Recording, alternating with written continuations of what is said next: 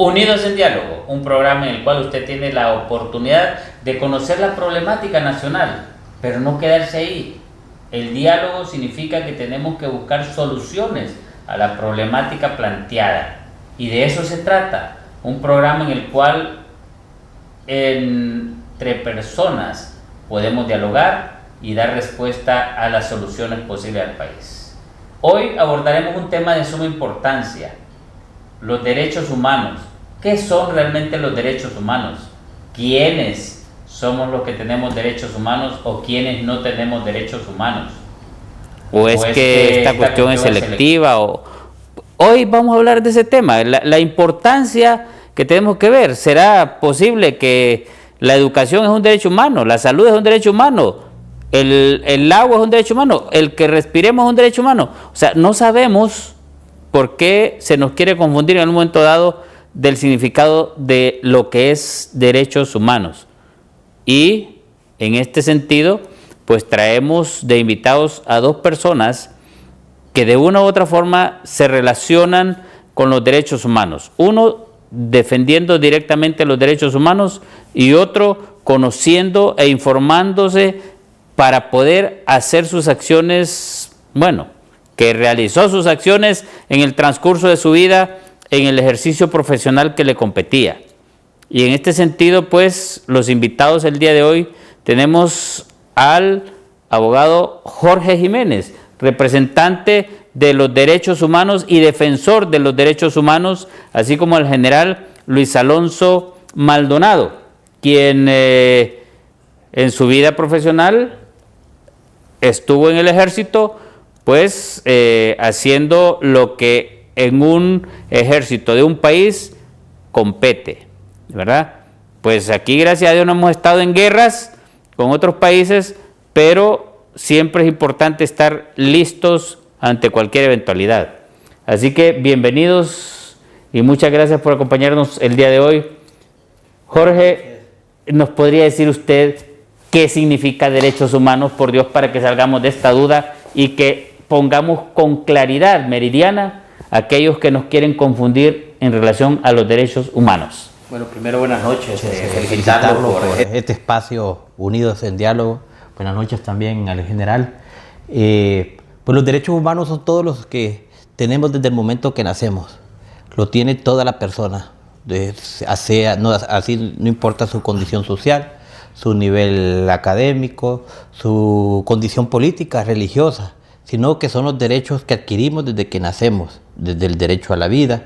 Tenemos derechos de primera, segunda, tercera y cuarta generación, que todos tenemos y que el Estado está obligado a garantizar esos derechos fundamentales. Aquí se han inventado algunas teorías de los derechos humanos, pero nosotros estamos claros, ya la normativa, la doctrina nos indica que los derechos humanos se adquieren desde el momento que usted nace, y es ahí donde nosotros hacemos nuestros los derechos humanos. Los derechos humanos, dentro de sus características, es que no podemos renunciar a ellos, son irrenunciables. ¿El no nacido no tiene derecho humano? Sí, usted lo adquiere más bien desde que está en el vientre de su madre, tiene un derecho. El derecho a la vida. Y es ahí donde nosotros hemos querido generar un balance, y es por eso que somos muchas veces criticados. Yo le pregunta porque soy médico. Y los médicos normalmente estamos acostumbrados a defender la vida, claro, desde la concepción. Así que en ese sentido, por eso le hice esa pregunta, porque como usted está mencionando desde que nace, claro, pero por eso le hice, no crea que... Bueno, desde que está en vientre de la madre de una mujer. Ese momento que usted quiere vida, desde ese momento tiene sus derechos fundamentales, y el Estado está obligado a garantizarlos, y sobre todo está obligado a respetarlos y hacer ese equilibrio para que entre la sociedad también podamos respetarnos los unos a los otros. General, en el transcurso de su vida profesional, usted también fue formado no solo en defender la patria, sino que también en los derechos humanos, porque yo lo que tengo entendido y lo que me han informado es que para que ustedes puedan incluso seguir avanzando en su ámbito profesional militar, tienen que manejar muy bien los derechos humanos. Usted, de una u otra forma, en su vida profesional, tuvo la oportunidad de diferenciar y de decir, bueno, este tiene derechos humanos y este no tiene derechos humanos, o cómo fue en su vida profesional. Y la pregunta es en relación a lo que está sucediendo en este preciso momento con la confusión que hay en el país y bueno, unos tienen derechos humanos y otros no. ¿Cómo está esa situación en su vida profesional que tiene que ver con lo del Ejército de Honduras?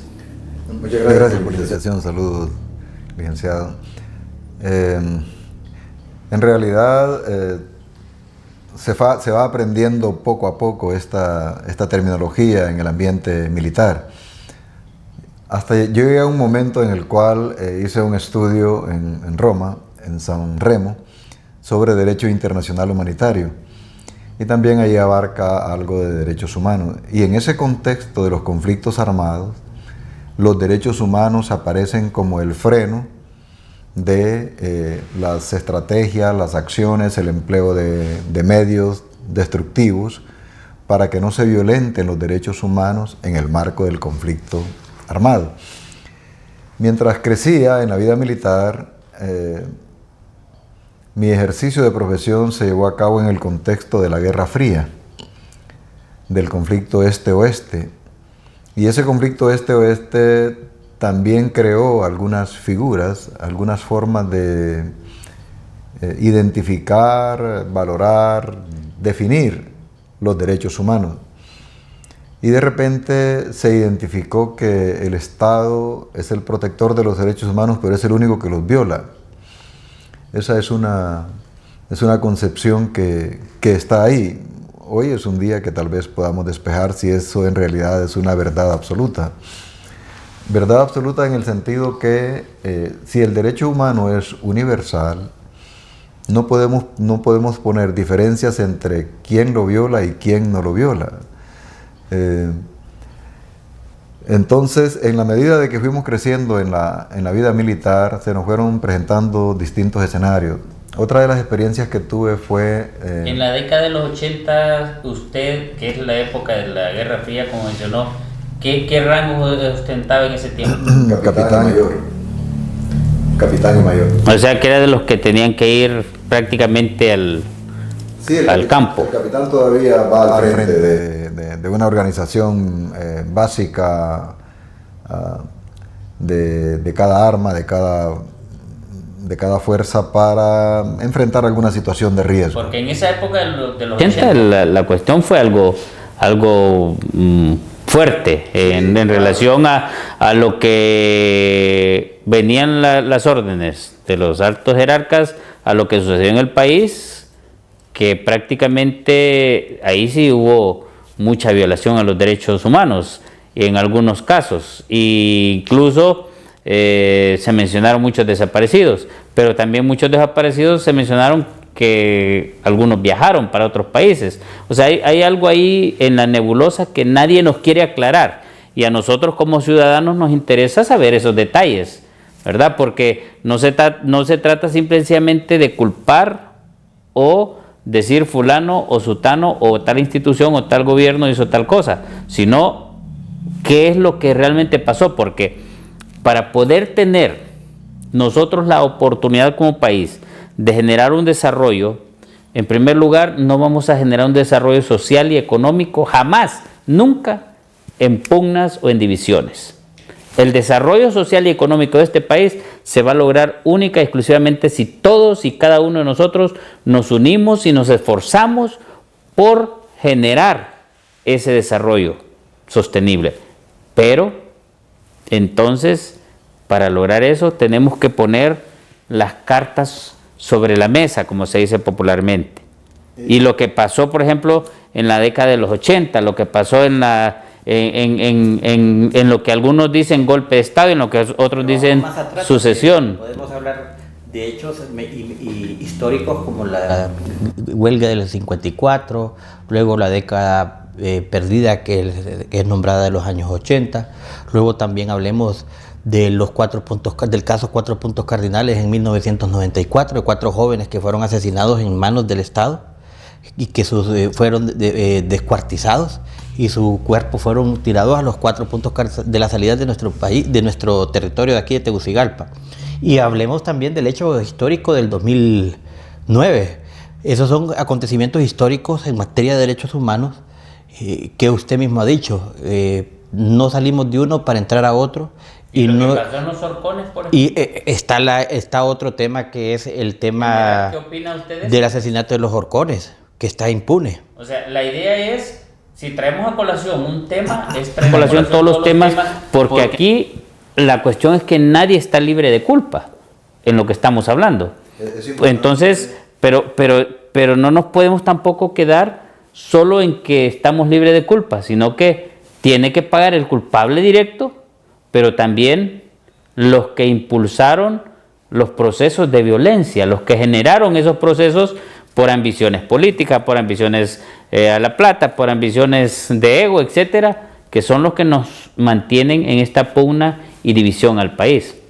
Es importante el contexto de esto de la Guerra Fría como un espacio de tiempo de estudio, lo que la ideología colocó en las mentes en el mundo. Latinoamérica fue un espacio de acción entre la pretensión de la Unión de Repúblicas Soviéticas Socialistas para ejercer la hegemonía mundial en torno a las ideas socialistas. Y se crearon figuras. Uno de los casos que yo recuerdo que me tocó, era capitán, me tocó accionar, fue una columna guerrillera que se entrenó en Cuba, 1983. Eran hondureños. Y dentro de ellos estaba el padre Carnel, Guadalupe Carnel. Casi nadie sabe la historia correctamente, pero fueron jóvenes reclutados de todas partes de Honduras, entrenados un poco en Nicaragua, preparados ahí. Ya había ganado la revolución sandinista, tenía 3-4 años de pretender consolidarse. Fueron enviados a Cuba, estuvieron en la provincia de Pinar del Río. ¿Quiénes mandaban esos jóvenes a esos lugares? Era el sistema articulado que se movía desde Cuba, Nicaragua y los países que ya simpatizaban con esto. Pero en Honduras debe haber algún nombre, o sea... ¿Quiénes? No, aquí estaban los frentes que tenían sus nombres, por ejemplo, los cinchoneros, el Frente Morazanista de Liberación Nacional era, ¿no? Sí, así es.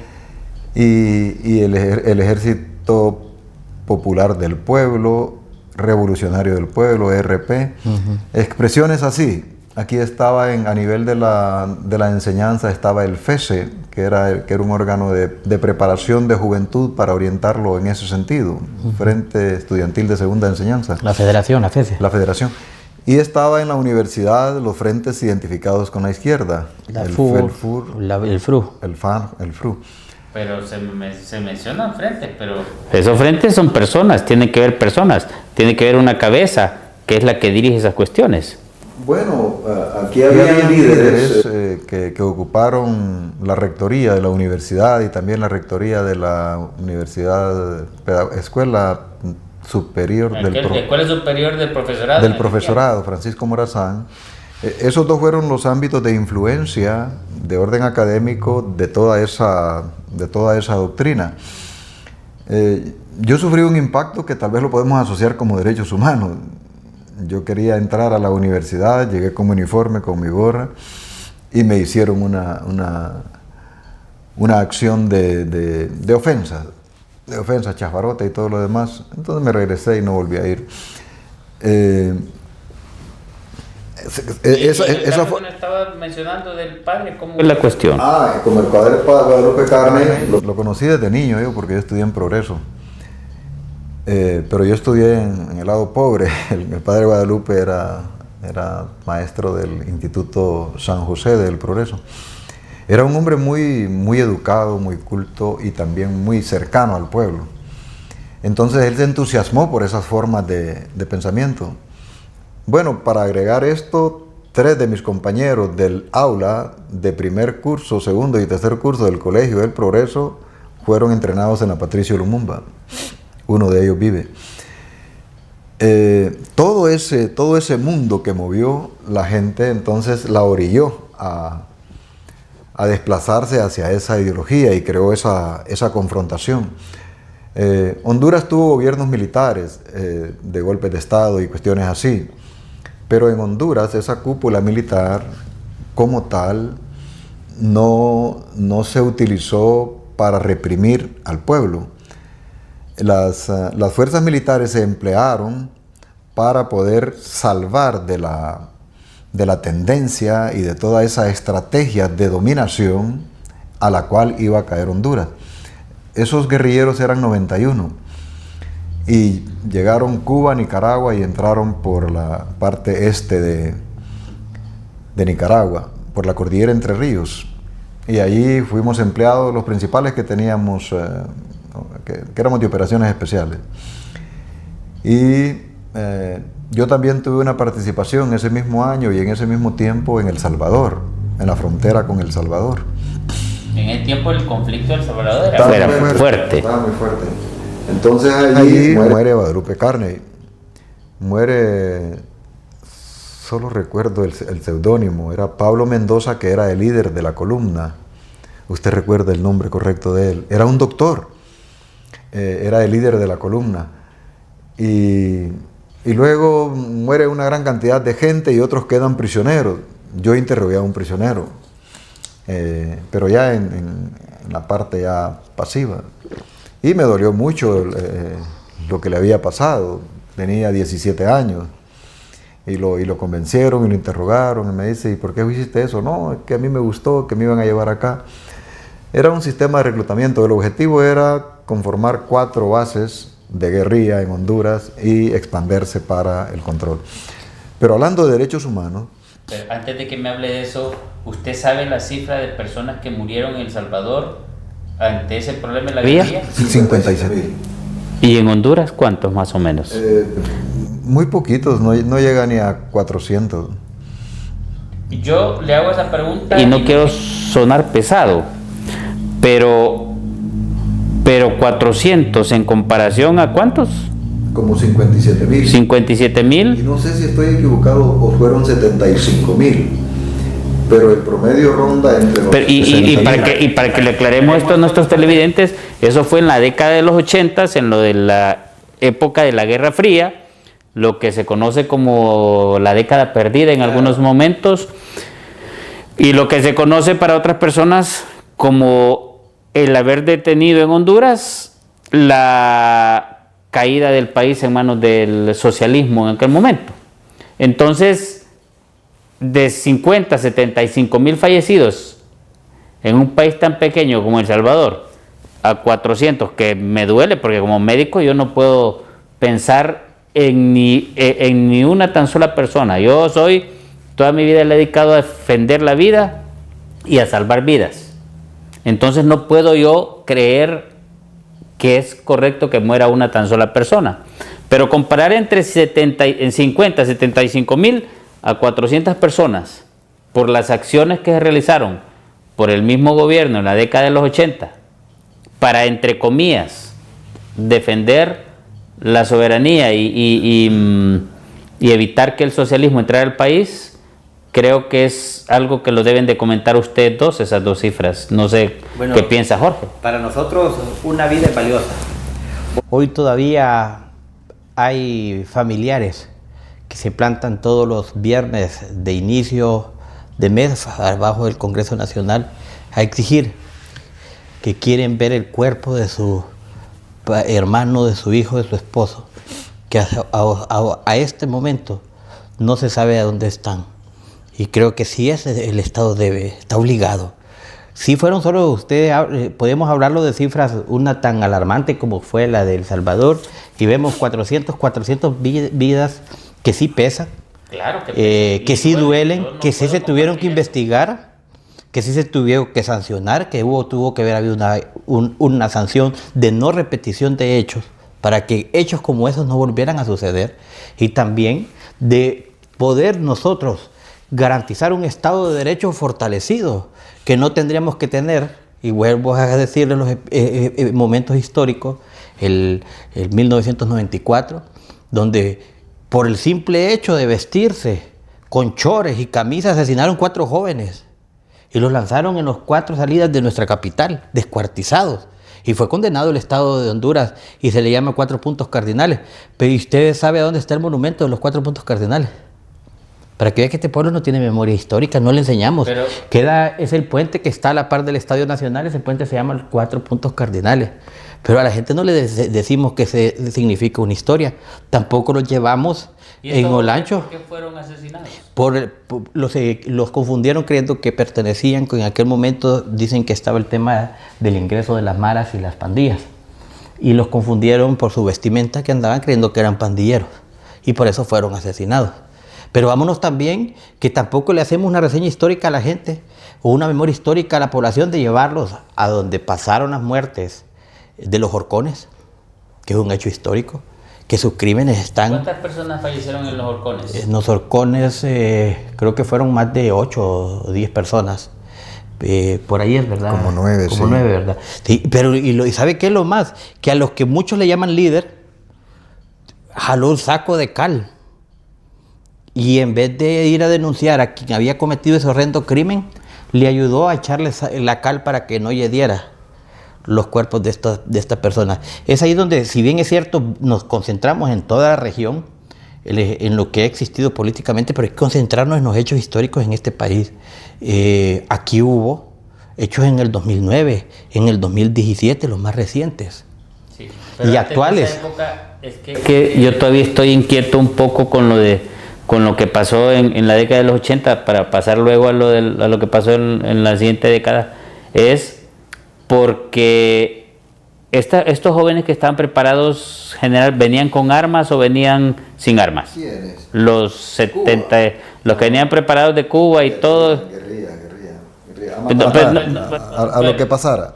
¿Ah? A matar. No, yo quiero que me explique bien eso, porque yo no entiendo en cierta forma, y lo que interesa aquí es aclararle al pueblo hondureño este tipo de situaciones, qué es lo que significaba esa guerrilla y qué era lo que están preparados esos jóvenes. Porque si bien es cierto, por ejemplo, yo le voy a dar un ejemplo mío. A mí nunca me han gustado las armas. No me gustan las armas. Nunca me gustó el ejército. Entonces, nunca quise entrar al ejército. Yo quise ser médico para salvar vidas. Y entonces a eso he dedicado mi vida, a salvar vidas. Pero usted me dice que venían esos 90 o jóvenes preparados de Cuba, 93 jóvenes. ¿Puede describirnos las características, cómo es que venían preparados? Porque eso es bueno saber, y es bueno saber para que todos nos demos cuenta, porque esas son cosas que nunca más deben volver a suceder. Totalmente. ¿Verdad? Ni llevar jóvenes a preparar a otros países para venir a combatir a sus propios hermanos, ni los hermanos de aquí prepararse para combatir a esos jóvenes que vienen preparados de otros lados, dispuestos a matar y morir. Claro. Yo lo que quiero dejar como reflexión histórica es que la ideología esta motivó a millones y millones de personas en el mundo, y esto obedecía a una estrategia que se movía desde Moscú. Esa estrategia fue contrarrestada con otra estrategia que se movía desde Washington. No era la estrategia de Washington abusando del poder para violar de derechos humanos de esto. Era la estrategia de Occidente enfrentándose a una amenaza contra los valores del mundo occidental. Y estos respondían, y estos también creían que sus valores eran también, trascendentes, que había que salvarlos. Ese es el conflicto de la humanidad que nos tuvo durante todo ese montón de tiempo. Todavía hay uno que otro sí, que piensa en ese tipo de acciones bélicas y separatistas. Hablando de derechos humanos, el doctor Custodio fue casi un héroe en la guerra del 69. Él fue el organizador de la resistencia ciudadana y de apoyo al frente de parte de Honduras. Y más tarde Custodio es el primer presidente del Comité para la Defensa de los Derechos Humanos. Primera organización en fundarse antes del mismo CONADE, sí, en materia de derechos humanos. En materia de derechos humanos. Y él se convierte en un combatiente. Y yo como capitán en ese entonces mayor lo quedaba viendo y quería valorarlo en función de lo que yo también experimentaba. Cuando hablo de los 400 muertos, que puede ser una cifra equivocada, no es que se mataron a 400 guerrilleros, es que morimos entre los dos. Del ejército y, Sí. o sea, hondureños. Sí, hondureños. Hondureños del ejército y hondureños civiles Por una- que andaban en guerrilla y andaban en armados. Por una motivación que no era propia de Honduras. Era una motivación importada.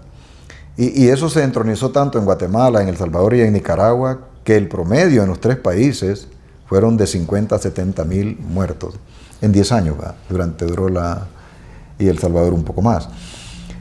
Entonces yo trataba de interpretar ese comportamiento.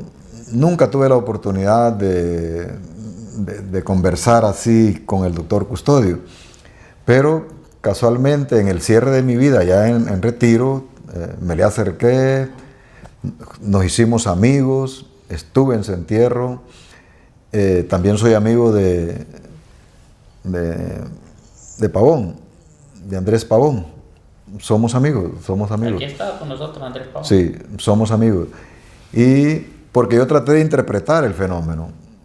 En una misión que estuve, para contarles mis experiencias, estuve 5 meses en la frontera de Honduras y El Salvador, con una compañía, evitando que los guerrilleros que venían expulsados de allá se asentaran en nuestro territorio y se constituyeran en una amenaza. Y capturamos guerrilleros salvadoreños. Y en ningún momento se me ocurrió a mí algún tipo de tortura o sacarle la verdad o algo. Al contrario. ¿Era agradable estar en esos momentos ahí, general? No, era difícil, era difícil. Es la forma en que uno también experimenta cuánto liderazgo tiene, cuánto puedo soportar una situación. Es difícil, son espacios aislados, dormir en catre de campaña, estar todas las noches pendiente de todo lo que está pasando. Es una situación tensa, sin comunicaciones, solo comunicación militar, sin hablar con la esposa, con la familia, con los padres, sin nada. Y uno capturaba a esas personas y esas personas eran llevadas al nivel superior para que allá se hiciera el interrogatorio de rigor para lo pertinente, ¿no? Porque así son los conflictos. Entonces sí se practicaban, digamos, actos de tortura. No usted, pero sí cuando se llevaban ante los... Esto es importante. No todos cumplimos con el derecho. Y ese tipo de conflictos, quiero decirle al pueblo hondureño, las guerrillas actúan al margen del derecho, Total. sin respeto a nada. Y entonces viene el que está con el derecho, porque como somos Estado de Derecho, debemos de cumplir con la Constitución, con la ley, con todo. Al violarlo, de hecho, somos señalados. Y está bien, no hay que negarlo si violentamos el derecho humano. Claro. Si en el conflicto armado el tratamiento de un prisionero de guerra es tratado dándole la protección, canalizándole, revisándolo médicamente, todo eso estamos cumpliendo con el derecho. Si hay abuso de eso y solo se ve como un instrumento para sacarle la verdad, para sacarle información y recurro a la tortura, violento derechos humanos. ¿Que se hicieron? Sí. Pero también de allá, si capturaban a uno de inteligencia, habría que ver lo que le pasaba. ¿Le cometían vejámenes? No, por supuesto. Claro. Hacían todo lo que estaba, porque ellos habían sido entrenados como guerrilleros para destruir. Entonces, esto es mutuo. ¿Quién lo violó más? Eso no sé si algún día se va a despejar.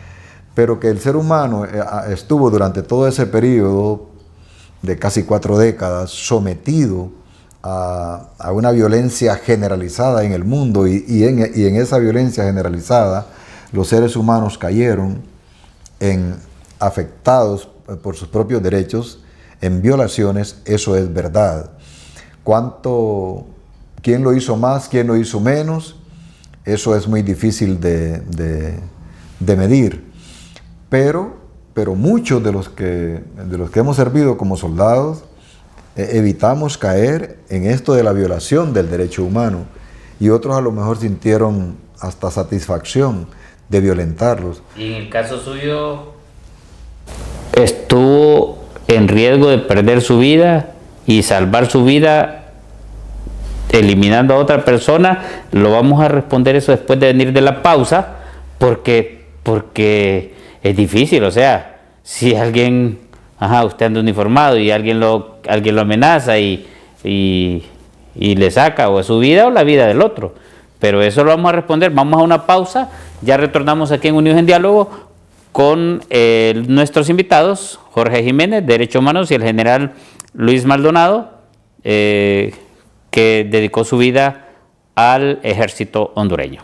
Vamos a la pausa. Unidos en Diálogo, un programa en el cual usted conoce sobre la problemática nacional, pero la idea es que a través del diálogo busquemos las soluciones y podamos llegar a unirnos como pueblo en todos los niveles, porque es la única forma de salir del subdesarrollo. No crean que con pleitos, con divisiones entre familias, divisiones entre amigos y la sociedad en sí dividida, vamos a salir adelante. Es muy difícil. Entonces lo que nos vamos a condenar es a continuar en una pobreza permanente, tanto económica como una pobreza mental, que es la peor al final de cuentas. Pues hoy estamos hablando de los derechos humanos en relación a lo histórico y en relación a la actualidad, porque no podemos olvidarnos de lo que pasó hace muchos años, como nos decía Jorge Jiménez, que es defensor de los derechos humanos, ni olvidarnos de lo que pasó también en la década de los 80, como nos decía el general Maldonado, pero tenemos que ahora venirnos algunos años después, lo que sucedió y nos tiene en este preciso momento en una división en la cual entre familias tenemos pleitos. Hay familiares nuestros que ni siquiera nos hablan por esa confusión de intereses que nos van a decir aquí nuestros invitados el día de hoy. Pero antes, general, la respuesta a lo que le preguntamos para que después abordemos. Y es que esa respuesta es porque usted es un soldado.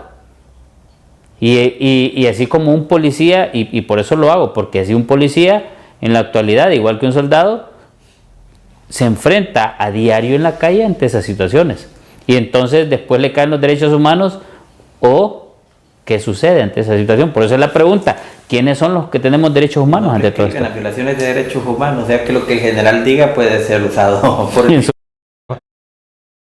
broma. No, pero algo que se inculca en las Fuerzas Armadas, no todos lo internalizamos, es por qué se lucha. Y voy a mencionar yo dos aspectos. Uno, en el caso mío, se lucha por defender los valores nacionales. ¿Y cuáles son mis valores?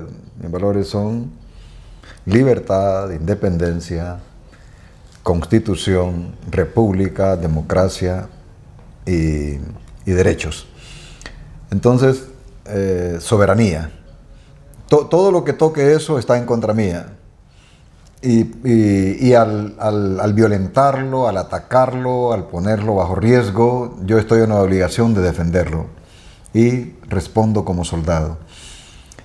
Y si en ese afán y en esas circunstancias está la necesidad de eliminar a alguien para defender lo que yo debo defender, se elimina, porque si no él me elimina a mí.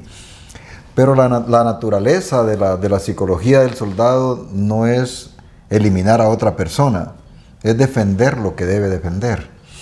Y nosotros cuando crecimos en este contexto de la Guerra Fría, cuando luchábamos contra guerrilleros, urbanos, rurales, terroristas, etc., lo hacíamos porque estábamos defendiendo lo que antes mencioné. Y eso motivaba a quien lo hace primero. Era un conflicto, era el conflicto armado. Entonces, por lo tanto, no queda la impresión de que uno es un asesino, de que uno mata por placer, o como lo que citábamos de los horcones, ¿no? Esas son las diferencias y lo que no debe de ser. Pero si usted usa sus recursos para eliminar a alguien que está amenazando un valor, entonces lo hace porque es la misión del soldado, que es la otra condición que yo quiero poner, la misión. Entonces, en tiempos de la Guerra Fría habría que cumplir misiones. en el marco de lo que debe de ser. Y están las misiones oscuras en el marco de lo que no debe de ser, la que violenta el derecho humano. También es una misión perversa. Y ahorita, bueno, ya vamos a pasar ahorita, pero lo que se hace a nivel de Fuerzas Armadas es en razón de eso, de lo que se defiende, una bandera. Y esto lo aprendí yo de una expresión que dijo el padre de Cabañas cuando ofreció a sus hijos a que se hicieran presente cuando el sitio de Comayagua. Y la voy a decir aquí a la manera de... Él dice: el peso de mis años no me permite enfrentarme en el campo de batalla, pero aquí tenéis a mis 3 hijos, Trinidad, Urbano y Gregorio, para luchar por la bandera que defendéis. Por la bandera que defendéis era el motivo del padre de Cabañas. Y nosotros los soldados debemos de tomarlo como tal. Que lo tomemos, ya esa es otra consideración. Pero en el contexto de lo actual, las órdenes, ¿cómo son dadas en el ejército para poder defender esa bandera? Son dadas por escalones. Primero se da una orden general que abarca el contexto amplio de la misión, y después se dan misiones específicas a comandos específicos, y esos comandos específicos tienen escalones de mando hasta llegar al último escalón básico, que puede ser el jefe de un equipo. Ese jefe de un equipo está facultado para dar órdenes en el marco de sus competencias, y así hacia arriba. Y la responsabilidad de todo lo que pase es del comandante, de todo en el contexto genérico. Y las responsabilidades en el ámbito de competencia de cada nivel de mando es propio de ellos. Y el comandante en la década de los 80 y después, ¿quién era? No nombre, sino que estamos hablando del jefe de las Fuerzas Armadas en aquel momento, o los presidentes, o quiénes. El presidente siempre es el comandante general. El presidente. Lo que sucede es que en el tiempo de la Guerra Fría, aquí en Honduras, el sistema político estaba muy débil, estaba incipiente, ¿se acuerda?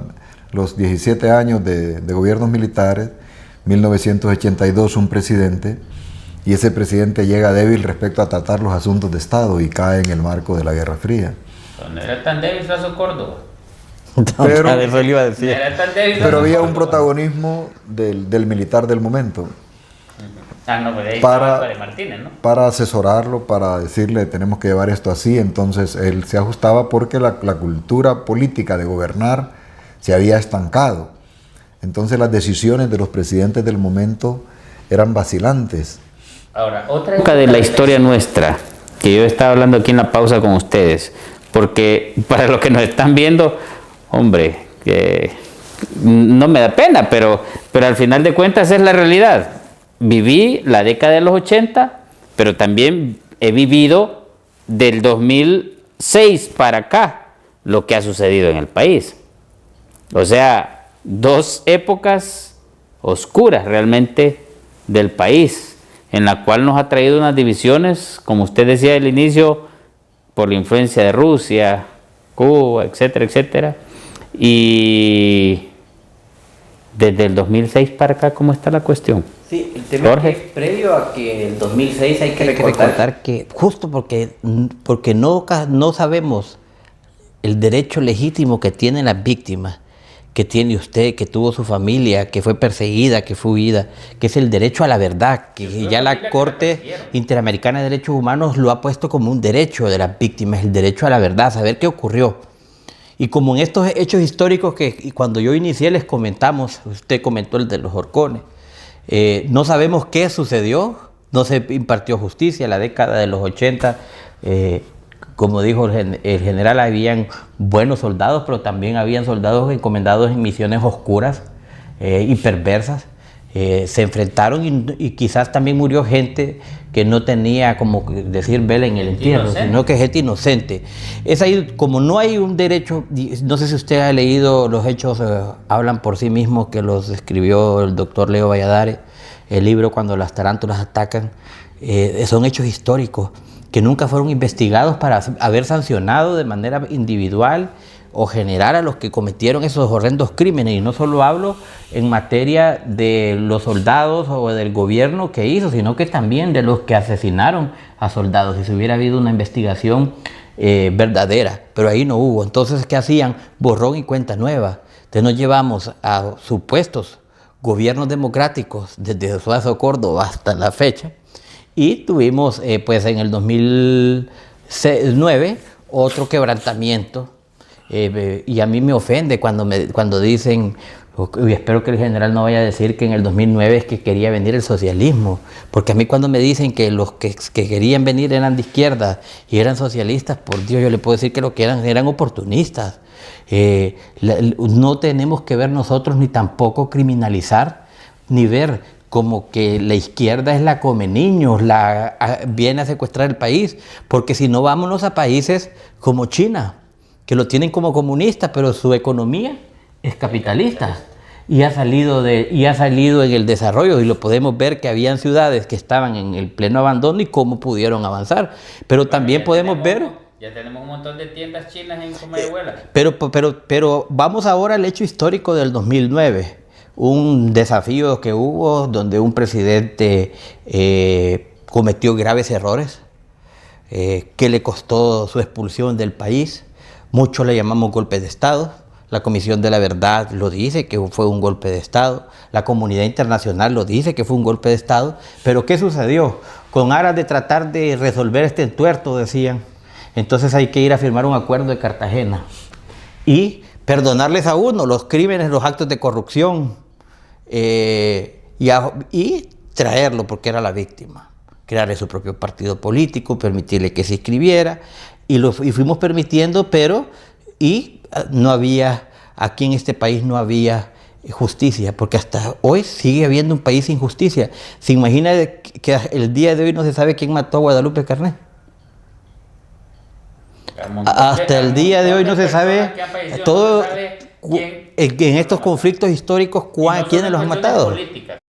Incluso mañana vamos a abordar esos temas con una persona experta en relación a la medicina forense, porque no sabemos todavía la muerte forzosa, desaparecidos, asesinatos, etcétera, por una debilidad del sistema judicial hondureño. Le voy a explicar, aquí hubo un caso yo se lo contaba a usted extra cámaras, había un caso de un comisionado que lo acusaron de tortura de unos jóvenes allá en Renaciendo. Nosotros lo acompañamos a él porque él pidió el acompañamiento. Tomamos testimonio de las víctimas, tomamos testimonio también de los que tenían algunas lesiones producto del gas lacrimógeno. Del gas que le rozaron algunos policías que andaban un gas y le rozaron en la piel. Y lo llevan al muchacho, al menor, y le dicen, mira, te vamos a disminuir la pena con tal que vos digas que quien ordenó que te echaran gas fue ese comisionado. Entonces pasó el proceso, sabíamos nosotros, logramos identificar todo eso. Cuando nosotros vamos, le preguntamos al comisionado, ¿y qué hizo usted en cuanto pasó? No lo vino a ver el médico de Renaciendo a los muchachos, y luego el martes, pasando 7 días, ya vino medicina forense y dice que la lesión es de 10 días. Ah, bien. Y entonces vamos al Ministerio Público y le decimos, bueno, ¿y ustedes hicieron este examen médico forense bajo el protocolo de Estambul, que ya establece cómo debemos de medir si es un trato cruel, inhumano y degradante o si es un acto de tortura? Pues no nos pararon bola cuando va a juicio. El comisionado dice, déme un análisis de ustedes sobre eso, y cuando va al juicio lo presenta como prueba. Cuando lo presenta como prueba estaba doña Yulisa Villanueva, y entonces le dice los jueces, ¿ustedes saben qué es el protocolo de Estambul? No. ¿Y Honduras ha hecho suyo el protocolo de Estambul? Sí. Y el protocolo de Estambul ya le explicamos nosotros de manera científica qué es lo que constituye, y al no ser aplicado no pudo haber una medición de la tortura, ni si fue trato cruel, inhumano o degradante. Solo había sido una acción, una lesión de 7 días, porque un acto de tortura ya se sabe cuándo es y cuánto de incapacidad tiene que tener la víctima para poderse considerar un trato cruel, inhumano o degradante, un acto de tortura. En los casos que hemos visto del 2009 en adelante, primero, no sabemos ni por qué se violentó la Constitución de la República, ¿verdad? Ese hecho histórico no existe, no lo escribió la Comisión de la Verdad, porque solo se inclinó por una parte. Y actualmente persiguen, han instrumentalizado la justicia. Esto no es, si usted me pregunta si la elección, desde que se eligió al fiscal general de la República actualmente, ha habido una verdadera aplicación de la justicia, yo le puedo decir que no, que lo que ha habido, y siendo defensor de derechos humanos, que la tasa de... general Romeo Vázquez Velázquez? Sí, lo están persiguiendo porque no hay un contexto y creándoles, como se lo dije a usted, falsas expectativas a los familiares de Isisabel Murillo, que también a nosotros nos interesaría saber, a usted creo que le interesaría saber quién mató a Isisabel Murillo. Claro, claro. Pero ¿qué sucede? Saber realmente quién Y no solo quiero saber, quiero que pague la pena correspondiente. Claro, pero cuando nosotros miramos en el contexto actual, toda aquella persona que sale públicamente y denuncia las atrocidades que se están cometiendo actualmente, porque actualmente desmantelaron la Secretaría de Derechos Humanos. Ya no existe una política pública de derechos humanos. Desmantelaron el mecanismo de protección. Ya no existe un mecanismo de protección. ¿Hay Secretaría de Derechos Humanos? Sí, hay. Y no sé si es secretaría, no sé si es la secretaría o es el despacho de la candidata designada presidencial, de una candidata. Que la creó Porfirio Lobo Sosa. Que la creó el presidente Lobo Sosa, y luego el presidente Lobo Sosa la hizo macro con la Secretaría de Justicia y todo lo demás. Y vino en el gobierno de Juan Orlando, el presidente Juan Orlando, y lo convierte en una Secretaría exclusiva de Derechos Humanos que va a manejar, recomendar a políticas públicas para evitar estos hechos que estamos viendo actualmente, que se tenían que haber evitado, no tuvimos que haber llegado a este tiempo, y lo estamos viendo. Entonces, mire, ¿sabe quién fue la primera persona que denunció que en Honduras iban a haber, en esta nueva temporada de este gobierno, persecución política? ¿Quién? Su servidor. Cuando denuncié que los jóvenes asesinados el 28 de junio los mandaron a votar a la montaña para no opacar el Foro de Sao Paulo, para no opacar la conmemoración del golpe de Estado. ¿Y qué me costó eso? ¿Cómo? Permítame. jóvenes, cuando vino el Foro de Sao Paulo... Sí, los jóvenes que supuestamente habían alquilado una casa y fueron asesinados en condiciones que parece que fue el crimen organizado, claro, pero aparecieron el 28, según la información que nosotros tenemos y el testimonio de una persona. Aparecieron el 28 y fueron llevados para esconder y no poder crear para no poder opacar ese 28 de conmemorar ese día histórico. Y por haberlo dicho, su servidor, a los 2 días tenía una orden de captura, acuérdese, de un tribunal ordinario. Y el ministro de Seguridad estaba preparándose para irme a capturar a las 10 de la mañana con un Black Mamba al día siguiente, de los 2 días. Y cuando yo me presenté... De los carros nuevecitos. De los carros nuevecitos, porque eso no lo están utilizando para combatir la delincuencia. Eso los utilizan para exhibir a las personas que ellos consideran que hay que humillarlos y presentarlos ante la justicia de manera incorrecta, porque hasta eso se le está violentando. Se le violentó al general y a esos 3. ¿Qué persiguen estos que están haciendo esto en este momento, general, cree usted, con el análisis que hacemos? Porque como les menciono, Unidos en Diálogo se trata de buscar soluciones. ¿Qué estarán persiguiendo en este momento al hacer ese tipo de persecuciones, como con la del general, como en la suya? ¿Y eso va a ser eterno? ¿Será que no va a haber o no pensarán que va a haber un cambio? ¿O cómo está la cosa? Porque sería bueno analizar este detalle. Una reflexión de esto respecto a lo que son derechos humanos y política. La política debe de ser estatal, de alcance estatal, políticas de Estado. Honduras, desde hace varias décadas, principalmente en este milenio, usa políticas partidarias, políticas con motivaciones ideológicas, políticas con motivaciones de poder. Y entonces por eso se cae en ese tipo de fallas o de faltas o de delitos, porque el enfoque es estrictamente partidario. Los últimos gobiernos nacionalistas y este gobierno, el enfoque es partidario. Y por eso personas hasta como de este nivel caen en la influencia de ese poder, porque no lo administran en función de lo que el Estado manda con la Constitución, con las leyes, con las instituciones, etcétera, sino que desde el punto de vista de su propia visión. Y ese es el peor defecto que nos tiene en esta situación. Y cuando él dijo algo que me gustó mucho, que la verdad también es un derecho humano, sí. Usted puede leer 100,000 veces el informe de la Comisión de la Verdad después del 2009, y puede leer el libro de Vázquez Velázquez, y puede leer los libros de Juan Ramón Martínez y todos los que han escrito sobre eso, y usted no va a encontrar la verdad. Totalmente. Tenemos tanta bajeza intelectual y tanta bajeza moral que distorsionamos todos los hechos con tal de salirnos con nuestros propósitos. Desafortunadamente esa es una realidad que es importante verla desde el punto de vista de cómo cumplimos nosotros como ciudadanos, como gobierno, para que nuestro pueblo goce de los derechos humanos en una dimensión más amplia, no en una dimensión vista desde la visión tortura, muerte, etcétera, sino que aquello que es la forma natural del hombre de vivir, los de las primera, segunda, tercera y cuarta generación, que los comprende todos. Esa visión no está en la visión política de la conducción del Estado. No está. Totalmente de acuerdo, ¿no? El Estado no garantiza más que ni los mismos derechos de primera generación, no digamos ya los de segunda, tercera, cuarta generación. Concuerdo que ningún libro plasmado dice la verdad total de los hechos. Y lo que nos debe de preocupar actualmente es el país. La gente votó no por Libre, votó contra el Fuera Job.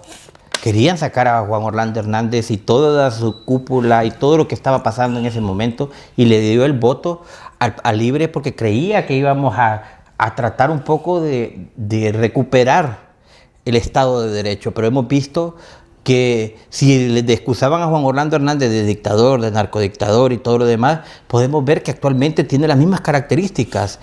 Tiene un fiscal general al modo y a la perfección de este gobierno, tiene un poder judicial con mayoría para poder decidir en lo que quiere este gobierno, tiene todo el aparato estatal agarrado, las Fuerzas Armadas. Yo nunca había visto una Fuerzas Armadas tan política actual como la estamos viendo actualmente, y me preocupaba lo que escuchaba hoy del compañero Andrés Pavón, quien denunció que estamos a las puertas de un nuevo golpe de Estado para convocar a una Asamblea Nacional Constituyente, y que solo se está buscando el general.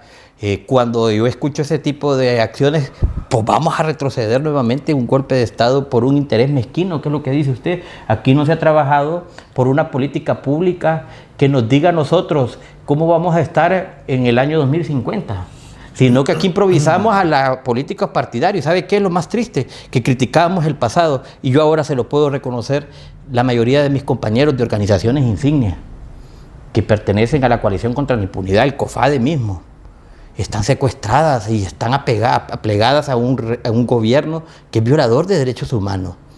El Alto Comisionado de las Naciones Unidas, que consideramos que también tenía que venir a dictar esas nuevas políticas públicas en materia de derechos humanos, modernizarnos, se convirtió en una ONG más plegada al gobierno. Y es que estamos hablando nosotros, que el gobierno ha adquirido todo, tiene controlado, que aquí ya no existe víctimas. Este gobierno ha sido tan perfecto que si usted escucha a Berta Oliva, dice que aquí no hay violaciones de derechos humanos actualmente en nuestro país, pero el simple hecho de no haberle permitido a estos tres generales o a su servidor presentarse ante un tribunal, porque el general no iba a huir, pudieron irlo a citar y que él se presentara de manera voluntaria, no capturarlo, enchacharlo y exponerlo. Desde ese momento, ¿usted cree que la percepción pública, cuál es?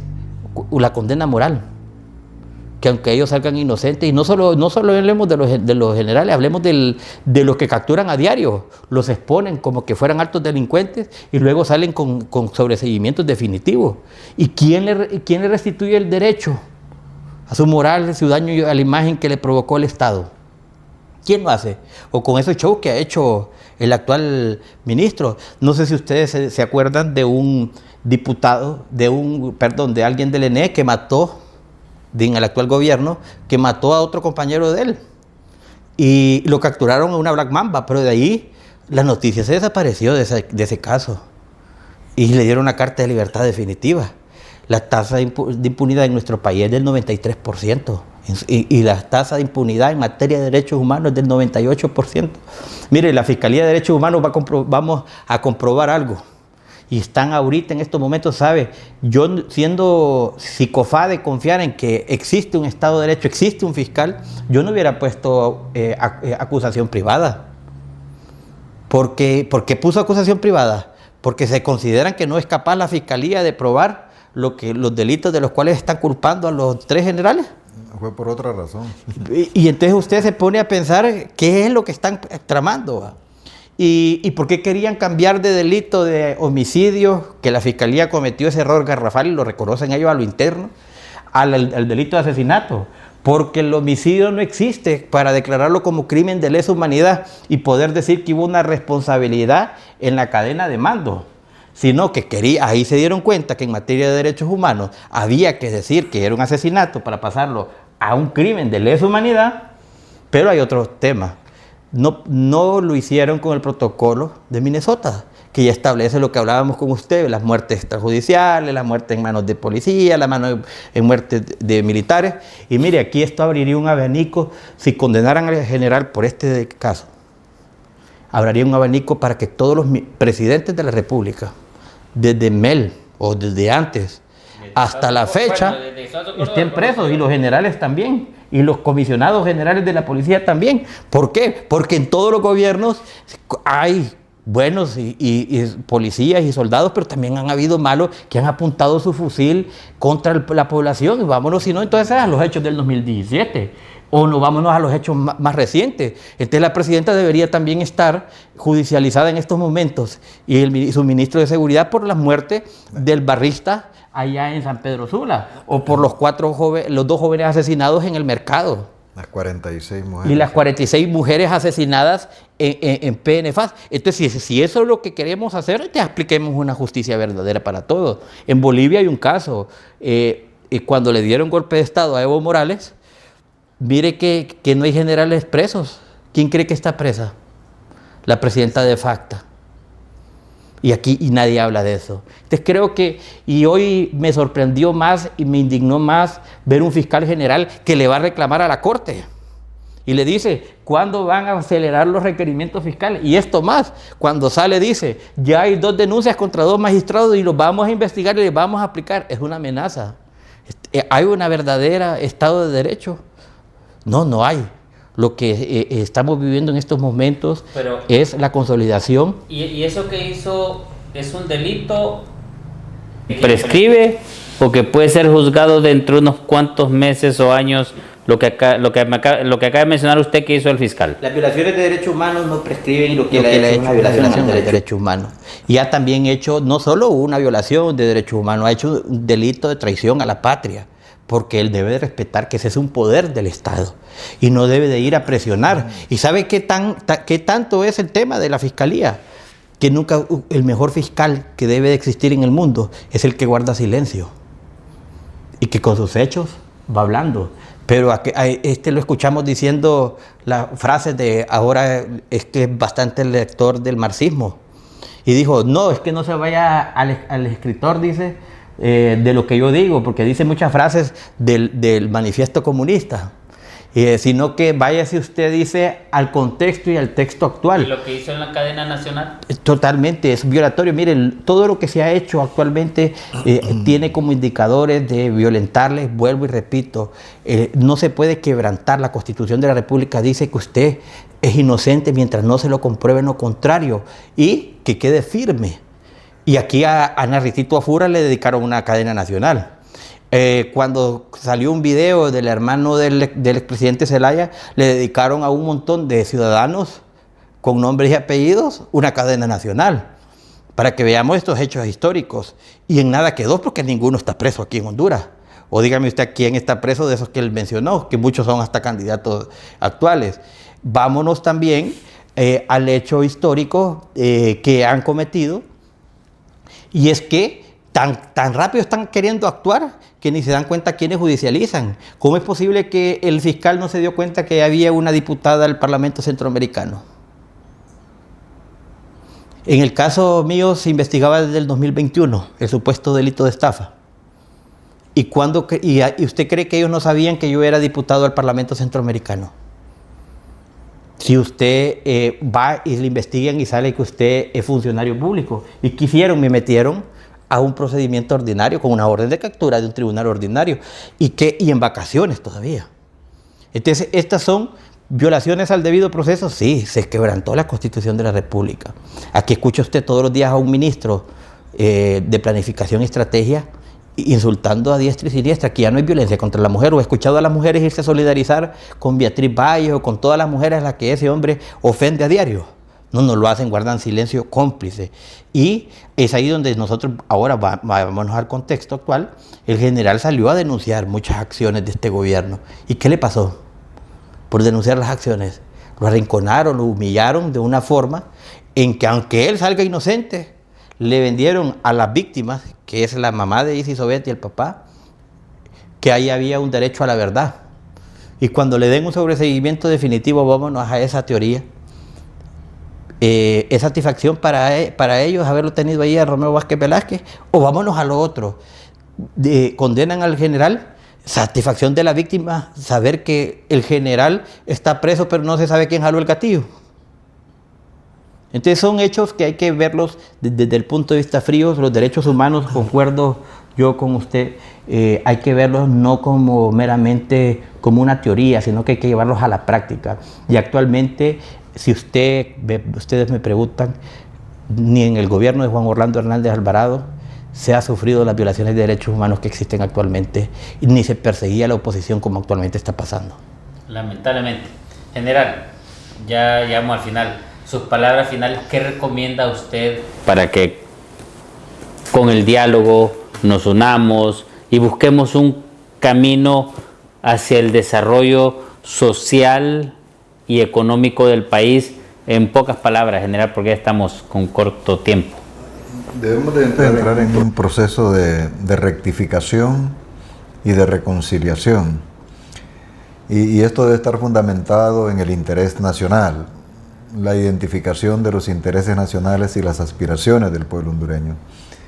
Pero esto se requiere mucha voluntad, mucho desprendimiento y abandonar estas prácticas en las cuales el Estado se gestiona desde una visión personalizada, desde una visión ideologizada y desde una visión partidaria. En este momento ese es el peor pecado, digámoslo así, que se está manejando desde la política. ¿Eso es querer a nuestra patria? No. La patria se ama desde otras dimensiones, desde otras intenciones. Pero si amamos la patria, este gobierno debe de hacer un alto y salir de alguna manera, por lo menos no con un calificativo tan degradante como el que se está ganando. Y la oposición tampoco debe hacer una acción de revancha o de venganza respecto a lo que ésta está haciendo. Encontrar el punto de equilibrio, la justicia, lo que debe de ser en la gestión del Estado es una responsabilidad de las instituciones y también de nosotros los ciudadanos. Bueno, lamentablemente programa y pues lo que aspiramos en un programa como estos, que creemos firmemente nosotros que mediante el diálogo y la participación ciudadana sincera son la herramienta clave para construir un futuro justo y próspero para todos y cada uno de los hondureños. Hasta el siguiente programa.